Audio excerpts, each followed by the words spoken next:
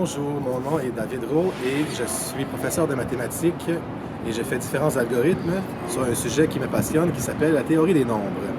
Alors aujourd'hui, je vais parler des nombres premiers et différentes catégories de nombres ainsi que la répartition des nombres premiers dans l'ensemble des nombres et aussi les tests de primalité. Comment on fait pour les reconnaître et comment on fait pour savoir qu'un nombre est premier ou pas. Alors supposons que je voudrais savoir combien il y a de nombres premiers, il existe de nombres premiers jusqu'à 10 par exemple. Alors je sais qu'il existe 2, 3, 5 et 7. Alors il existe 4 nombres premiers, c'est ce qu'on appelle la fonction pi, qui me permet de calculer combien il y aura de nombres premiers jusqu'à une certaine limite supérieure. Par exemple 10, 100, 1000, 10 000, 1 million, 100 millions, etc.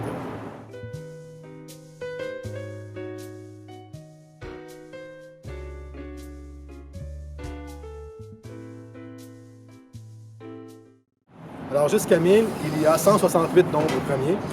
Si je augmente la borne jusqu'à 10 000, on peut voir sur le graphique qu'on obtient. Et ensuite, si je vais jusqu'à 100 000, il y a 9 592 nombres premiers. Et si je vais jusqu'à 1 million, on a 78 498 nombres premiers qu'on peut voir sur le graphique. Donc, le théorème des nombres premiers, ce que ça me dit, c'est que je prends le nombre x que je cherche. La borne, par exemple, je veux savoir x égale 1000, disons. Et je vais diviser 1000 par le logarithme naturel de x. Donc x sur log x, c'est le théorème des nombres premiers. Ça constitue une bonne estimation lorsqu'on prend des très grands nombres, mais aux très petites valeurs, cette estimation est très mauvaise.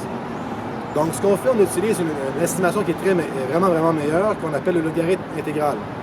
Et tout simplement, pour les étudiants qui ont fait le cours de calcul intégral, c'est quelque chose qui est très simple, c'est tout simplement l'intégrale de 1 sur log t dt entre 2 et x, qui est le nombre que je cherche.